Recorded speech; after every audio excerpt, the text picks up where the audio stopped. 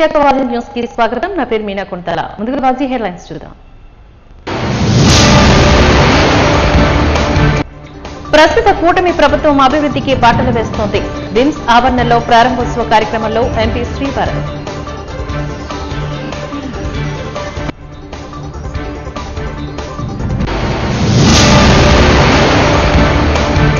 ఆదాని సెకీతో జరిగిన విద్యుత్ ఒప్పందాలను రద్దు చేయాలి. పెంచిన విద్యుత్ సర్దుబాటు ఛార్జీలను రద్దు చేయాలి. CPI demand.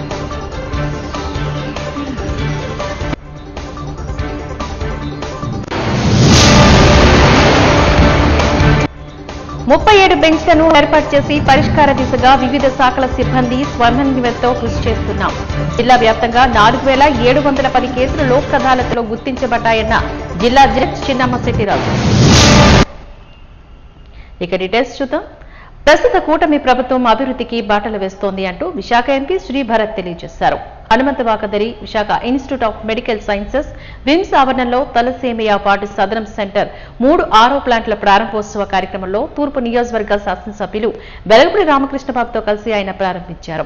ఈ సందర్భంగా ఎమ్మెల్యే వెలగపూడి, ఎంపీ శ్రీభరత్ తదితరులు మాట్లాడారు. ఇది కేవలం ఆరంభం మాత్రమేనని, రానున్న కాలంలో వైద్య రంగంలో వినూత్న సంస్కరణలకు కృషి చేస్తామని తెలిపారు. ఈ కార్యక్రమంలో విమ్స్ డైరెక్టర్ డాక్టర్ రాంబాబు, ఇతర వైద్యులు, వైద్యేతర సిబ్బంది తదితరులు ఈ కార్యక్రమంలో పాల్గొన్నారు.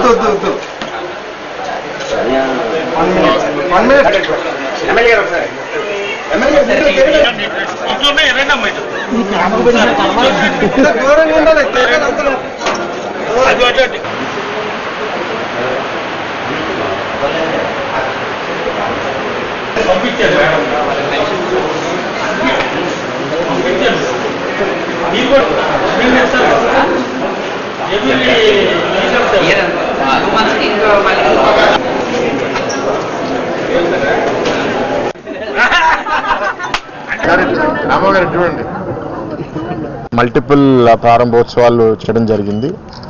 ఒక సైడు సిఎస్ఆర్ తరపు నుంచి డివీస్ కంపెనీ నగరం అంతా పెడుతున్నారు. ఇక్కడ కూడా 3 డ్రింకింగ్ వాటర్ యూనిట్స్ పెట్టడం జరిగింది. డివీస్ వాళ్ళకి మరీ థ్యాంక్ యూ. అండ్ భవిష్యత్తులో కూడా మల్టిపుల్ లొకేషన్స్లో వీళ్ళ సేవలు అందజేసుకోవాలనేది మా నియోజకవర్గ ఎమ్మెల్యే వెలగపూడి గారు ఆల్రెడీ చాలా ప్లాన్ చేసుకుంటున్నారు. సో అది ముందుకు తీసుకెళ్తాము.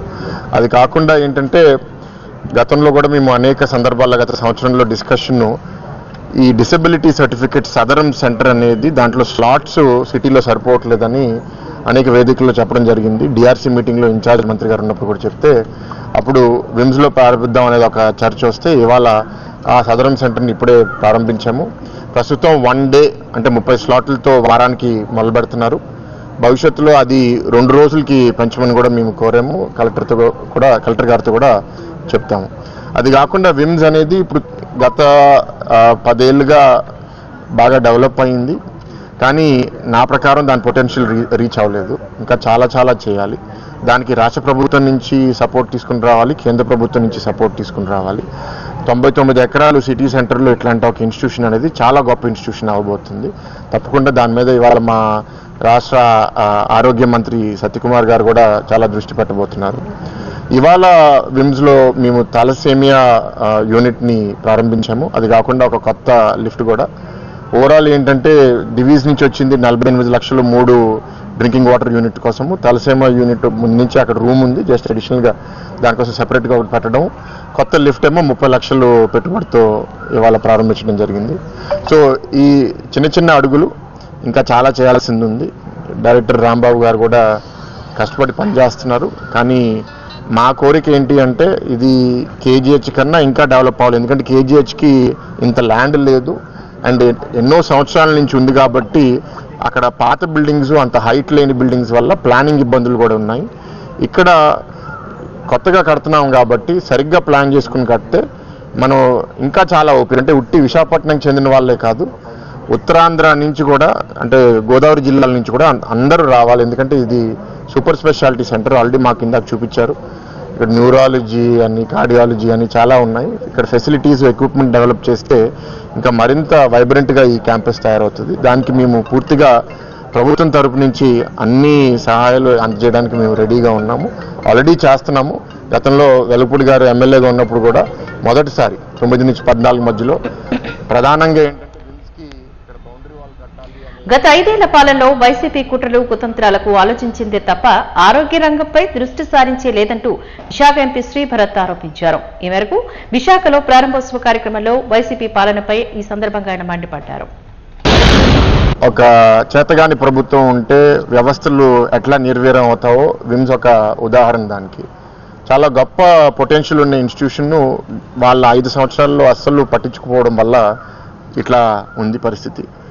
ఎప్పుడైనా సరే పబ్లిక్ ఇన్స్టిట్యూషన్లో ఒకవైపు పెట్టుబడి చేయాలి, అప్పులు పెంచేశారు, 7 లక్షల అప్పులు పెంచేసి 5 లక్షల కోట్ల అప్పు పెంచేసి దాంట్లో హార్డ్లీ 15% అభివృద్ధి కార్యక్రమాల కోసం వాడి 80-85% వాళ్ళు మళ్ళీ అప్పు పెంచే విధంగానే డబ్బులు ఖర్చు పెట్టారు.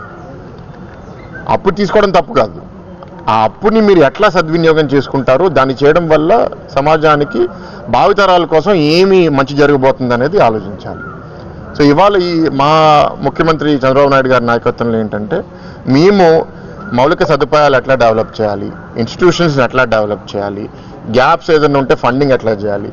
ఎంత దౌర్భాగ్యం అంటే కేంద్ర ప్రభుత్వం 70%, 90% ఫండ్స్ ఇచ్చి రాష్ట్ర ప్రభుత్వం 10%, 30% పెట్టాల్సిన ప్రాజెక్టుల్లో కూడా కేంద్ర ప్రభుత్వం ఫస్ట్ విడత తీసుకుని రాష్ట్ర ప్రభుత్వం వాటా ఇవ్వకపోవడం వల్ల అవన్నీ స్కీమ్స్ ఆగిపోయినాయి.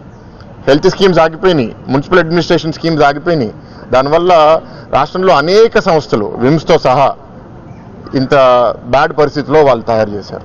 సో మీరు అన్న పాయింట్స్ ఏంటంటే మెయింటైన్ చేయాలి, ఎక్విప్మెంట్ తీసుకుని రావాలి, ఇవన్నిటికీ మేము నిబద్ధతతో పనిచేస్తాము. ప్రజల్ని కోరేది ఏంటి అంటే మాకు ఈ పథకాలు చేసేస్తున్నాడు కదా అనే దాన్ని వాళ్ళు కూడా తిప్పి కొట్టారు. సంక్షేమంతో పాటు అభివృద్ధి ఉంటేనే రాష్ట్రం ముందుకెళ్తుంది. అది 2 కళ్ళులాగా. సో రెండింటిని బ్యాలెన్స్ చేసుకుంటూ వెళ్తే సమాజం బాగుంటుంది.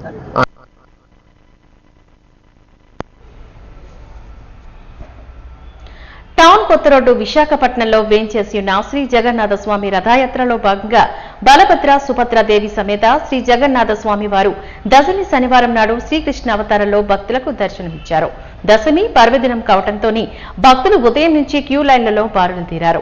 మధ్యాహ్నం 12 గంటలకు భక్తులు అన్నప్రసాద వితరణకు చేశారు. సాయంత్రం అకొండి వెంకట్రావు వారిచే భక్తి సంకీర్తన ఏర్పాట్లు చేయడం జరిగింది. ఫెస్టివల్ ఆఫీసర్ టి అన్నపూర్ణ పర్యవేక్షణలో ఆలయ ఈవో టి రాజగోపాల్ రెడ్డి ఆధ్వర్యంలో ఈ ఉత్సవాలు జరిగాయి.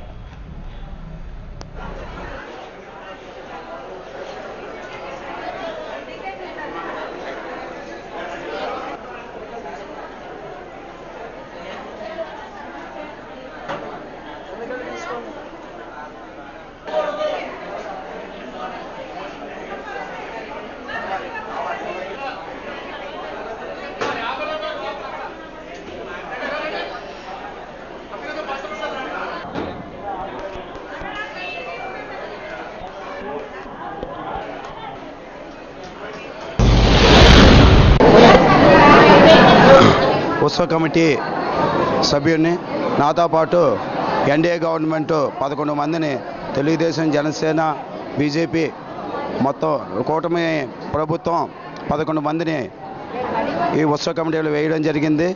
ఈ జగన్నాథ స్వామి రథయాత్ర మొదలుకొని ఈరోజు వరకు ఈ దేవాలయ కార్యనిర్వహణాధికారి అయినటువంటి శ్రీ రాజగోపాల్ రెడ్డి గారి ఆధ్వర్యంలో మరియు దేవాదాయ ధర్మాదాయ అర్చకుల సహాయంతో పాటు ఉత్సవ కమిటీ కూడా మేము భక్తుల సేవార్థము ప్రతి ఒక్కరం కూడా ఉదయం నుండి రాత్రి క్లోజ్ అయినంత వరకు భక్తులకు ఎటువంటి అసౌకర్యం కల్పించుకుంటా అన్ని సౌకర్యాలు కార్యనిర్వహణాధికారి అన్ని చక్కని ఏర్పాట్లు చేయడం ఉన్నది. ఆయన ఆదేశాల మేరకు మేము ఈ ఉత్సవ కమిటీ పనిచేయడం జరుగుతుంది. ప్రజలకు ఎటువంటి ఇబ్బంది కలగకుండా ప్రజలకు దర్శనార్థము ఉచిత దర్శనము, 20 రూపాయల దర్శనం, 50 రూపాయల దర్శనం, 200 రూపాయల దర్శనాల ద్వారా భక్తులకి ఎటువంటి ఇబ్బందులు లేకుండా చక్కగా నిర్వహించడం జరుగుతుంది. మధ్యాహ్నం 11 గంటల నుండి అన్నదాన కార్యక్రమం జరుగుతుంది. ప్రజలకి కావాల్సిన ఏర్పాట్లన్నీ కూడా వసతులు అన్నీ ఏర్పాటు చేయడం కార్యనిర్వహణాధికారి బాధ్యతగా తీసుకుని చాలా సక్రమంగా నిర్వహిస్తున్నారు. పోరాట స్ఫూర్తి మన్యుడు వీరుడు అల్లూరి సీతారామరాజు అంటూ గురజాడ సాంస్కృతిక వేదిక సెక్రటరీ దండు నాగేశ్వరరావు కొనియాడారు. అల్లూరి సీతారామరాజు విజ్ఞాన కేంద్ర ఆధ్వర్యంలోని గురజాడ సాంస్కృతిక వేదిక విభాగ నేతృత్వంలో మన్యం విప్లవ వీరుడు అల్లూరి సీతారామరాజు 128వ జయంతి సాంస్కృతిక ఉత్సవాలు ఘనంగా నిర్వహించబడ్డాయి. ఈ కార్యక్రమంలో చిన్నారులు చేసిన దేశభక్తి నృత్యాలు అందరినీ అలరించాయి. ఈ సందర్భంగా కార్యక్రమాన్ని ఉద్దేశించి సిపిఎం నాయకులు సిహెచ్ నరసింహారావు మాట్లాడారు. అప్పటి విదేశీయులను తరుము కొట్టేందుకు అల్లూరి సీతారామరాజు చూపిన స్ఫూర్తిని నేడు కార్పొరేట్ ధరలకు తరిమి కొట్టేందుకు కార్మికులు చూపాలని పిలుపునిచ్చారు. విల్లంబులతో తెల్లదొరలను తరిమికొట్టిన ఘనత అల్లూరికే చెల్లిందంటూ కొనియాడారు. అమరవీరుల చరిత్రను పిల్లలకు చెప్పడం, నృత్యం గేయాల రూపంలో వివరించడం నేటి సమాజానికి అవసరమంటూ హితవు పలికారు.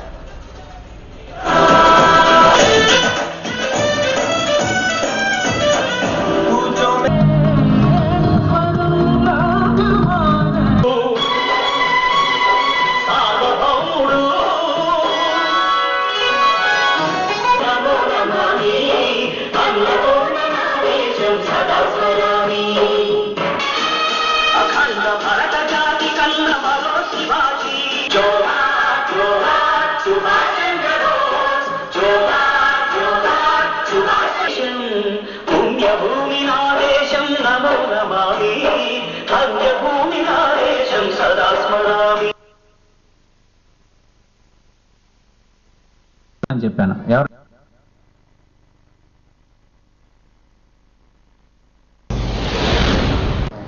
బ్రిటిష్ వారిని గడగడలాడించినటువంటి మన్యం వీరుడైనటువంటి అల్లూరి సీతారామరాజు గారి యొక్క 128వ జయంతి సందర్భంగా అల్లూరి విజ్ఞాన కేంద్రం ఆధ్వర్యంలో గురజాడ సాంస్కృతిక వేదిక వారు ఈరోజు కళా ప్రదర్శనలు అనేటువంటిది విజ్ఞాన కేంద్రంలో నిర్వహించడం అనేటువంటి జరుగుతోంది.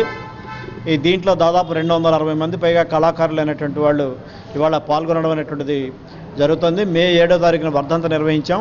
ఆయన పేరు మీద ఇవాళ జయంతి కార్యక్రమాలను కూడా నిర్వహిస్తున్నాం.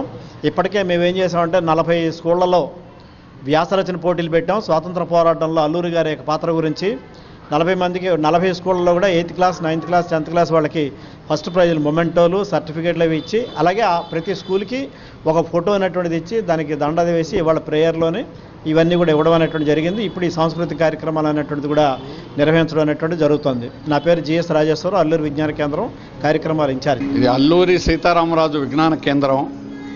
ఆయన 128వ జయంతి సందర్భంగా సాంస్కృతిక కార్యక్రమాలు నిర్వహించడం జరిగింది. ఈ సంవత్సరం 40 స్కూళ్ళలో 260 మంది పాల్గొంటున్నారు.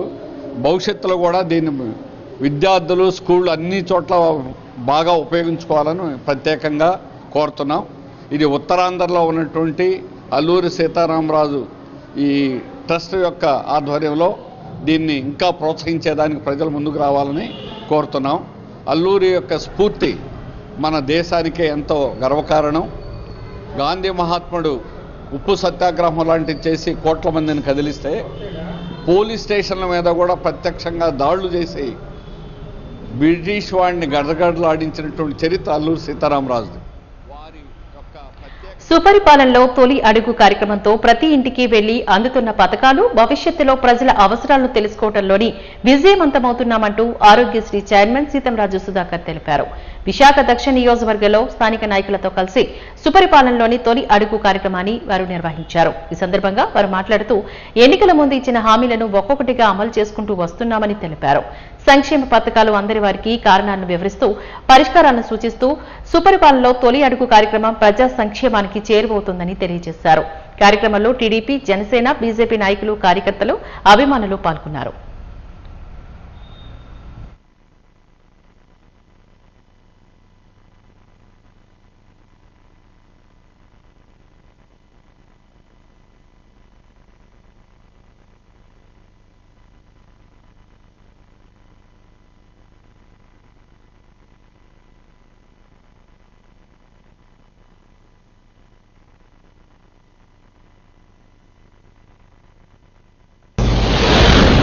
దగ్గరలో ఉండే కాలనీలో 33వ బూత్లో ప్రజల తాలూకా తొలి అడుగు సుపరిపాలనలో తొలి అడుగులో భాగంగా ఇంటింటికి వెళ్ళి వారి తాలూకా సమస్యల్ని అన్నీ కూడా మా తాలూకా మై టీడీపీ యాప్లో అప్లోడ్ చేయడం జరుగుతుంది. వారి తాలూకా స్పందన, ప్రజల తాలూకా స్పందన చూస్తుంటే చాలా బ్రహ్మాండంగా ఉంది. అక్కడక్కడ చిన్న చిన్న సమస్యలు ఉన్నాయి. ఆ సమస్యల్ని మేము అప్లోడ్ చేస్తున్నాం మా యాప్ ద్వారా. ఇవి అతి తొందరలోనే మా హెడ్ ఆఫీస్కి చేరి, సెంట్రల్ ఆఫీస్ ద్వారా గవర్నమెంట్కి చేరి ఇవన్నీ కూడా ఎంత త్వరగా వీలంటే అంత సత్వరంగా ఈ సమస్యలకు పరిష్కారం కనుగొనే దిశగా మాకు ఈ ప్రోగ్రాం డిజైన్ చేయడం జరిగింది. ఈ ప్రోగ్రాం నిరాటంకంగా 30 రోజులు జరుగుతుంది. ఇది రెండో రోజులో భాగంగా, రెండో రోజే కదా, మూడో రోజులో భాగంగా ఇది జరుగుతుంది. 27 రోజులు కూడా కంటిన్యూగా ఈ పనిలోనే ప్రతి బూత్లోని మా బూత్ తాలూకా ప్రెసిడెంటు, కో ప్రెసిడెంటు, వార్డు ప్రెసిడెంట్ అందరూ కూడా దీనిలో కృతకృత్యులై ఉన్నారు.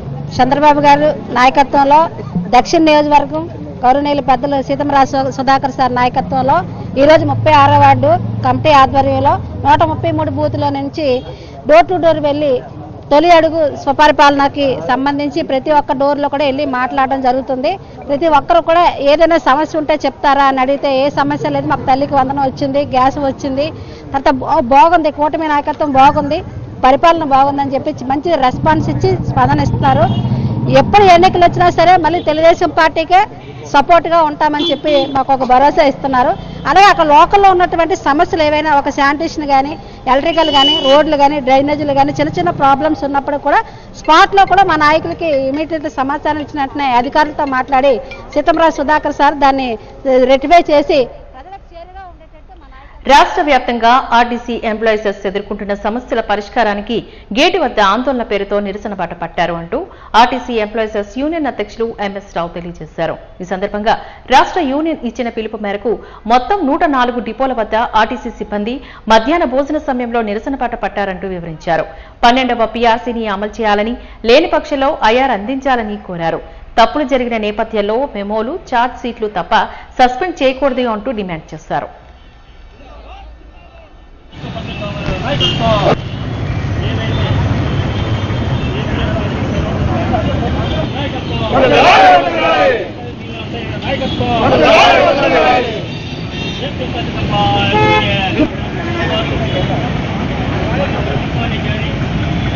యాజమాన్యానికి కానీ ఆస్తి యాజమాన్యానికి ప్రభుత్వానికి ఎప్పటికప్పుడు తెలియజేస్తూనే ఉన్నారు. అయినప్పటికీ రాష్ట్ర కమిటీ గత 2-3 పర్యాలు రాష్ట్ర కమిటీ ఏర్పాటు చేసి ఏదైతే స్పందించట్లేదో విశాఖపట్నం డిపోలో చేస్తున్న 13-14 డిపోలలో కూడా విశాఖపట్నం ఎంప్లాయీస్ యూనియన్ కమిటీకి ఈ రోజున ఏపీఎస్ఆర్టీసీలో కార్మికులు పడుతున్న ఇబ్బందులను రాష్ట్ర కమిటీ పలు దఫాలుగా అటు ప్రభుత్వాన్ని కానీ అటు యాజమాన్యాన్ని సమస్యలు తెలియజేసినప్పటికీ నిమ్మక నీరెత్తినట్లుగా ఎవరు స్పందించకపోవడంతో ఈ రోజున ఈ యొక్క గేట్ ధరలు 129 డిపోలు 4 జోనల్ వర్క్షాప్ యూనియన్లు కూడా 4-5 తారీఖులలో అన్ని డిపోల గేట్ మీటింగ్ల వద్ద భోజన విరామ సమయంలో ధర్నాలు పెట్టమని చెప్పేసి మన యొక్క నిరసన గేటు ద్వారా తెలియజేయమని పై కమిటీ నుంచి ఆదేశాలు వచ్చి ఉన్నాయి. అందుకు ప్రప్రథమంగా ఏపీఎస్ఆర్టీసీలో కార్మికులు తాలూకా ప్రమోషన్స్ కానీ, డిఏ బకాయిలు కానీ, తర్వాత ఎస్ఆర్పిఎస్ఎస్పిటి తాలూకా బకాయిలు కానీ, తర్వాత ఏదైతే 11వ పిఆర్సీ తాలూకా బకాయిలు 24 నెలలు ఏపీఎస్ఆర్టీసీ కార్మికులు రావాల్సినాయో అవి కూడా తక్షణం విడుదల చేయాలని, అలాగే 12వ పిఆర్సీ కమిటీని వేయాలని, తక్షణం ఒకవేళ వేయడానికి వీలు కాని పక్షంలో ఐఆర్ ఇమ్మీడియట్గా ఇంప్లిమెంట్ చేయాలని చెప్పేసి కూడా మేము ఈ సందర్భంగా మీకు తెలియజేస్తున్నాం. అలాగే మరి ఏదైతే ఏపీఎస్ఆర్టీసీ కార్మికులకు విపరీతమైన డ్యామేజ్లు, షార్ట్ షీట్లు ఇస్తున్నారు కాబట్టి వాటిలన్నిటి కూడా 1/19 జాబ్ సేఫ్టీ ఏదైతే సర్క్యులర్ ఉందో 1/19 తప్పనిసరిగా ఇంప్లిమెంట్ చేయాలి. ఆ 1/19 అమలు చేసే విధంగా 1/19 సర్క్యులర్లో ఏదైతే ఉందో ఆ విధంగానే కార్మికుల పట్ల షార్ట్ షీట్ ఇచ్చి మెమోలు ఇచ్చి పనిష్మెంట్ తీసుకోవాలి తప్ప అంతకు మించి చేయకూడదని చెప్పేసి సందర్భంగా తెలియజేసుకుంటూ మరి ఏదైతే ఏపీఎస్ఆర్టీసీ రాష్ట్ర కమిటీ ఇచ్చిన పిలుపు మేరకు గేట్ మీటింగ్ పెట్టి విశాఖపట్నంలో సక్సెస్ మీ అందరికీ హృదయపూర్వక అభినందనలు తెలియజేస్తున్నాం. సీతమ్మధార విద్యుత్ కార్యాలయం వద్ద సిపిఐ జిల్లా సమితి ఆధ్వర్యాన రాష్ట్ర సమితి పిలుపు మేరకు పెంచిన విద్యుత్ సర్దుబాటు ఛార్జీలను తగ్గించాలని, స్మార్ట్ మీటర్ల ఏర్పాట్లను ఉపసంహరించుకోవాలి, అదానితో సెకీ సంస్థలతో జరిగిన విద్యుత్ ఒప్పందాలను రద్దు చేసుకోవాలి అని డిమాండ్ చేస్తూ ఆందోళన కార్యక్రమం నిర్వహించడం జరిగింది. సిపిఐ రాష్ట్ర సహాయ కార్యదర్శి జేవి సత్యనారాయణమూర్తి ఈ సందర్భంగా మాట్లాడారు. ఎన్నికల ముందు కూటమి ప్రభుత్వం అధికారంలోకి వస్తే విద్యుత్ ఛార్జీలు తగ్గిస్తామని, స్మార్ట్ మీటర్లను పగలగొట్టాలని, అదానీ సెకీ సంస్థలతో విద్యుత్ ఒప్పందాన్ని రద్దు చేస్తామని హామీ ఇచ్చి నేడు అధికారంలోకి వచ్చిన తర్వాత ఏడాది కాలంలో విద్యుత్ ఛార్జీలను 3 సార్లు పెంచి ప్రజలపైన 15,487 కోట్లను భారం వేయడం జరిగిందని ఆగ్రహాన్ని వ్యక్తం చేశారు. రోజునే గత జగన్మోహన్ రెడ్డి ప్రభుత్వం అదానితోని అదేవిధంగా సెకీతో చేసుకున్నటువంటి విద్యుత్ ఒప్పందాల వలన రాష్ట్ర ప్రజల మీద కొన్ని వేల కోట్ల రూపాయల అదనపు భారం పడుతుందని చెప్పని ఆ రోజున ఒప్పందాల్ని వ్యతిరేకించిన వామపక్షాలే కాదు, ఆ రోజు ప్రతిపక్షంలో ఉన్నటువంటి తెలుగుదేశం పార్టీ కూడా ఈ ఒప్పందాల వలన ఈ రాష్ట్ర ప్రజానీకానికి చాలా నష్టం జరుగుతుందని చెప్పని వాళ్ళు ప్రకటన చేశారు. అధికారంలోకి వచ్చిన తర్వాత గత ప్రభుత్వం ఏవైతే ఒప్పందాలు చేసుకుందో అదే ఒప్పందాలని ఈరోజు కొనసాగిస్తూ ఉంది ఈ ప్రభుత్వం కూడా. ఒక విధంగా దగ్గర 1,00,000 కోట్ల రూపాయలు రానున్న 25 సంవత్సరాల కాలంలో 1,00,000 కోట్ల రూపాయలు సెకీతో జరిగిన ఒప్పందం కానివ్వండి, విద్యుత్ స్మార్ట్ మీటర్ల బిగింపు కానివ్వండి. విద్యుత్ స్మార్ట్ మీటర్ల బిగింపుకి సంబంధించి కూడా మన రాష్ట్రంలో అత్యధిక ధరతోని స్మార్ట్ మీటర్లు బిగిస్తూ ఉన్నారు. అదే పక్క రాష్ట్రాలకు వెళ్తే ఇక్కడ స్మార్ట్ మీటర్కి వసూలు చేసినటువంటి ధర కన్నా సగానికే ఆ రాష్ట్రాల్లో స్మార్ట్ మీటర్లు బిగిస్తున్నటువంటి పరిస్థితి ఉంది. మరి ఈ విధంగా ప్రజల మీద గత ప్రభుత్వం భారం వేస్తే దాన్ని వ్యతిరేకించినటువంటి వాళ్ళు ఈరోజు అధికారంలోకి వచ్చిన తర్వాత అదే ఒప్పందాలను కొనసాగించడం అని అంటే ఈ రోజుని మీరు వాళ్ళతోని ఎవరైతే పెట్టుబడిదారులు ఉన్నారో ప్రత్యేకించి అదానీతోని మీరు ఏమైనా లాలుచి పడ్డారా అన్నది స్పష్టం చేయాలి. స్మార్ట్ మీటర్లు దాదాపు 3 ఫేజ్ అయితే 18,000 రూపాయలు ఛార్జ్ చేస్తున్నారు, సింగిల్ ఫేజ్ అయితే 8,000 రూపాయలు ఛార్జ్ చేస్తున్నారు. అదంతా కూడా వినియోగదారుడి మీద పడుతుంది. ఇంకా అక్కడి నుంచి మొత్తం విద్యుత్ రంగం అంతా కూడా ప్రైవేటీకరణ చేసేటటువంటి వైపు ఈరోజు ఈ ప్రభుత్వం అడుగులు వేస్తూ ఉంది. P4 మేము పేదరికాన్ని రద్దు చేస్తాం అది ఇది అని ఎన్ని చెప్పినప్పటికీ పేదరికం ఈ చంద్రబాబు నాయుడు తరం కాదు, తల కిందన పెట్టి కాళ్ళ మీద పెట్టి తపస్సు చేసినా కూడా ఇప్పుడు అవలంబిస్తున్నటువంటి విధానాల వలన పేదరికం మరింత పెరిగేటటువంటి పరిస్థితి ఉంటుంది తప్ప పేదరికం తగ్గించేటటువంటి పరిస్థితి లేదు.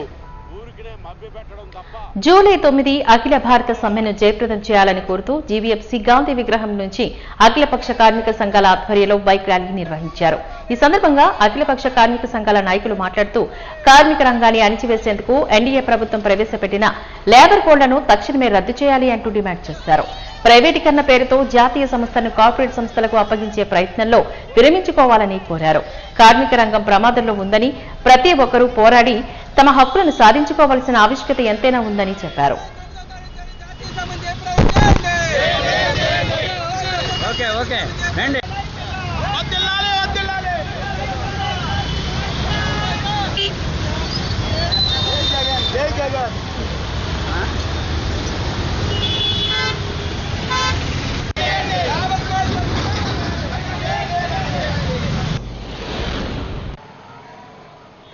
దేశవ్యాప్తంగా జూన్ 9వ తారీఖున జూలై 9వ తారీఖున జాతీయ సమ్మె జరగబోతా ఉంది.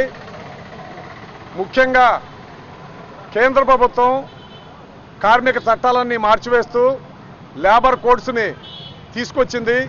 ఈ లేబర్ కోడ్స్ వలన మొత్తం కార్మిక వర్గం మొత్తానికి కూడా తీవ్రమైనటువంటి నష్టం. సమ్మె చేసేటటువంటి హక్కు ఉండదు, కనీస వేతనాలు అమలు జరగవు. ఏ విధమైనటువంటి కార్మికుడికి గతంలో పోరాడి సాధించుకున్నటువంటి ఏ విధమైనటువంటి హక్కులు ఉండవు. ఈ కార్మికుల్ని ఈరోజు బానిసలుగా చేసేటటువంటి చర్యలు ఇవి.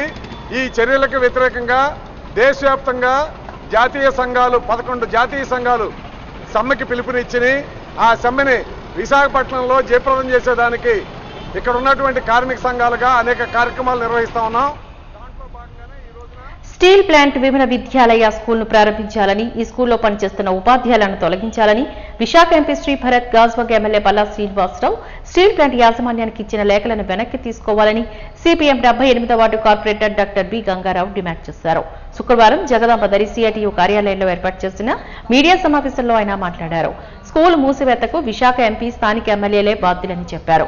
ఎంపీ, ఎమ్మెల్యేలు ఇచ్చిన లేఖలను ఉపసంహరించుకోకపోతే ఈ నెల 5న ప్లాంట్ అడ్మిన్ బిల్డింగ్ వద్ద స్కూల్ విద్యార్థులు తల్లిదండ్రులతో నిరసన కార్యక్రమం నిర్వహిస్తామని తెలిపారు. ప్రతిష్టాత్మకమైన విశాఖ స్టీల్ ప్లాంట్కు చెందిన విశాఖ విమల విద్యాలయాన్ని నేటికి ప్రారంభించకుండా తెలుగుదేశం కూటమి ప్రభుత్వం తీవ్ర ఆటంకాలు సృష్టిస్తుందని అన్నారు. ఈ స్కూల్ని మూసివేతకు కుట్ర పన్నిందంటూ ఆరోపించారు. తెరిపించేటటువంటి బాధ్యత 9 గంటలకి తోటి పెద్ద ఎత్తున నిరసన కార్యక్రమం కూడా సభ్యుడు పట్టనట్టు వ్యవహరిస్తూ ఉన్నారు. స్కూల్స్ మూసేస్తున్నా. మీరు ఎంత మనిషిని అవ్వండి, విశాఖ వాసిగా మీరు ఆ యొక్క విమల విద్యాలయ స్కూల్ని ప్రారంభించేటటువంటి చర్యలు మీరు కూడా భాగస్వామ్యం తీసుకోవాలనేటువంటి కూడా. విశాఖ విమల విద్యాలయం అనేటువంటిది 1984 నుంచి స్టీల్ ప్లాంట్ యాజమాన్యంలో నిర్వహిస్తున్నటువంటి ప్రతిష్టాత్మకమైనటువంటి స్కూలు. ఈ స్కూల్లో ప్రస్తుతం 1600 మంది స్టీల్ ప్లాంట్ టౌన్షిప్లో ఉన్నటువంటి దాంట్లో ఉన్నారు. మరో 500 మంది పెదగంట్యాడలో ఉన్నటువంటి బ్రాంచ్లో ఉన్నారు. ఇప్పుడు ఈ స్కూల్ని కేంద్రంలో ఉండేటటువంటి బీజేపీ, రాష్ట్రంలో ఉండే తెలుగుదేశం ప్రభుత్వం కుట్రతోటి దీన్ని మూసివేయాలనేటువంటి దుర్మార్గమైనటువంటి ఆలోచనతోటి దీన్ని మూసివేయడానికి ప్రయత్నం చేస్తూ ఉన్నారు. వాస్తవంగా ఈ గత నెల జూన్ 23వ తేదీన స్టీల్ ప్లాంట్ యాజమాన్యంతో అలాగే అందులో ఆ సంస్థ నిర్వహిస్తున్నటువంటి డైసిస్ అనేటువంటి సంస్థ, అందులో పనిచేస్తున్నటువంటి టీచర్లతోటి ఒక ఒప్పందం కూడా జరిగింది. ఆ ఒప్పందం సారాంశం ఏంటంటే తక్షణమే విశాఖ విమల విద్యాలయ స్కూల్ని ప్రారంభించాలని, అలాగే దానికి అవసరమైనటువంటి ఏర్పాట్లన్నీ కూడా స్కూల్ నిర్వహణ చేస్తున్నటువంటి డైసిస్ సంస్థ అన్ని చర్యలు తీసుకోవాలని స్టీల్ ప్లాంట్ యాజమాన్యం ఆదేశించింది. దీనికి అందరూ ఆమోదించారు. ఏపీఎఫ్టీయూ ఆధ్వర్యంలో ఓలా, ఊబర్, ర్యాపిడో, ఆన్లైన్ సమస్యల పరిష్కారానికి పోరాడాలని o my friend auto stand నాయకులు పిలుపునిచ్చారు. ఈ మేరకు డాబా గార్డెన్స్ అల్లూరు విజ్ఞాన కేంద్రంలో సదస్సును నిర్వహించారు. ముందుగా విప్లవ జ్యోతి అల్లూరి సీతారామరాజుకు గాను 128 జయంతి కార్యక్రమాన్ని నిర్వహించి అనంతరం మీడియాతో ఈ సందర్భంగా మాట్లాడారు. ఈ సందర్భంగా వారు మాట్లాడుతూ ఆటోలో ఫిట్నెస్ సర్టిఫికేట్లను ఆర్డీఓ నుంచి ప్రైవేటు పరం చేసేందుకు ప్రభుత్వం ఆలోచించడం సరికాదని అన్నారు. గవర్నమెంట్ ఆధ్వర్యంలో యథావిధిగా ఆటోల ఫిట్నెస్ సర్టిఫికేట్ల కేటాయింపు కొనసాగాలని కోరారు. ఆటో డ్రైవర్లకు వెల్ఫేర్ బోర్డును ఏర్పాటు చేయాలి అంటూ డిమాండ్ చేశారు. అల్లూరి సీతారామరాజు విజ్ఞాన కేంద్రంలో ఒక మీటింగ్ని జరుపుకోవటం జరిగింది. ప్రధానంగా ఈరోజు ఆటో వాళ్ళ పరిస్థితి ఎట్లా ఉందంటే పొయ్యిలో నుంచి పెర మీద నుంచి పొయ్యిలో పడ్డట్లుంది. ఒకవైపున మేము అన్నీ ఉద్ధరిస్తున్నామని ప్రభుత్వాలు చెబుతున్నాయి, కార్మికులకి అన్ని సమస్యలు మేము పరిష్కరిస్తామని చెప్తున్నారు, కానీ ఆచరణలోకి వచ్చేటప్పటికి ఏ ఒక్క సమస్య కూడా పరిష్కారం కావటం లేదు. ఉన్నటువంటి ఆటోలకి సరైనటువంటి వసతులు కల్పించకుండా 2016-17 ప్రాంతంలో ఓలా, ఊబర్, ర్యాపిడో సంస్థల్ని ప్రైవేట్ సంస్థలకి విచ్చలవిడిగా పర్మిషన్లు ఇచ్చి ఆ సంస్థల్ని జిల్లాల మీదకి వదిలేసి మొత్తం ఆటో డ్రైవర్లకు సంబంధించిన దాంట్లో ఆటో డ్రైవర్ల దగ్గరికి పంపించి వాళ్ళని ఫోన్ రూపాయలు రకరకాల రూపాయలు ఆకర్షించేసి ఈరోజు వాళ్ళు చాలా దుర్మార్గంగా అన్యాయంగా దూరుకుంటున్నారు. మా యొక్క డిమాండ్ ఏంటంటే ఆటో ఫిట్నెస్ సర్టిఫికేట్ ఏదైతే ఉందో ఈరోజు ప్రైవేట్ పరం చేస్తున్నారు. అలా కాకుండా ప్రైవేటీకరణ నుండి దాన్ని మేము వ్యతిరేకిస్తున్నాము. సివిల్ మోటార్ ప్రమాదాల నష్టపరిహారాల కేసులు, చెక్ బౌన్స్, బ్యాంకింగ్ సెక్షన్ 138కు లోబడి సామరస్యంగా పరిష్కరించుకోదగిన కేసుల్లో కక్షిదారులను ఏకతాటిపైకి తీసుకువచ్చి రాజీ మార్గం ద్వారా జిల్లా వ్యాప్తంగా 4710 కేసుల్లోని కథనాలతో గుర్తించబడ్డాయని జిల్లా జడ్జి చిన్నమ్మ శెట్టిరాజు తెలియజేశారు. జాతీయ లోక్ అదాలత్ కార్యక్రమంలో భాగంగా నేడు జిల్లా కోర్టు కొత్త ప్రాంగణంలోని 37 బెంచ్లను ఏర్పాటు చేసి పరిష్కార దిశగా వివిధ శాఖల సిబ్బంది సమన్వయంతో కృషి చేస్తున్నామని తెలిపారు. కాగా కార్యక్రమం ప్రారంభమైన మొదటి గంటలోనే వాహన ప్రమాదాల నష్టపరిహార కేసులో 2 చెక్లను కక్షిదారులకు అందజేసినట్లుగా తెలిపారు. ప్రతి ఒక్కరూ లోక్ అదాలత్ కార్యక్రమాన్ని సద్వినియోగం చేసుకుని ఎంతో కాలంగా అపరిష్కృతంగా కొనసాగుతున్న కేసులను పరిష్కరించుకోవాలంటూ సూచించారు.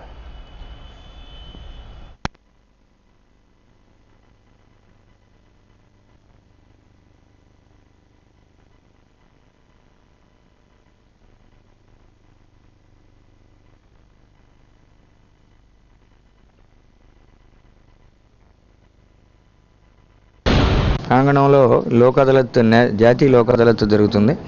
మొత్తం 17 బెంచెస్ ఈ విశాఖపట్నంలోనే ఏర్పాటు చేయడం జరిగింది. ముఖ్యంగా మోటారు వాహనాల ప్రమాదాలకు సంబంధించిన క్లెయిములు ఎక్కువగా సెటిల్మెంట్ అవుతున్నాయి. ఇప్పుడే జస్ట్ ఒక 2 క్లెయిములు సెటిల్ చేయడం జరిగింది. ఒకటి 75 లక్షలు, ఒకటి 80 లక్షలకి వాళ్ళ వారసులకి చెక్ ద్వారా ఇన్సూరెన్స్ కంపెనీ వారు అందజేశారు.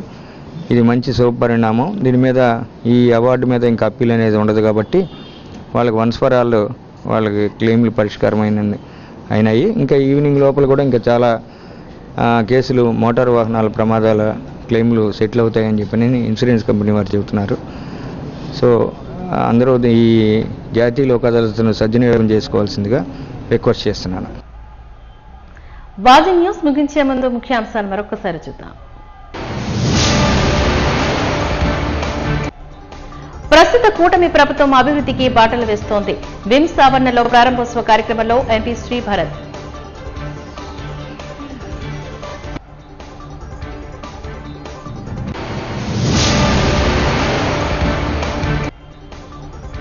ఆదాని సెకీతో జరిగిన విద్యుత్ ఒప్పందాలను రద్దు చేయాలి. పెంచిన విద్యుత్ సర్దుబాటు ఛార్జీలను రద్దు చేయాలి. CPI demand.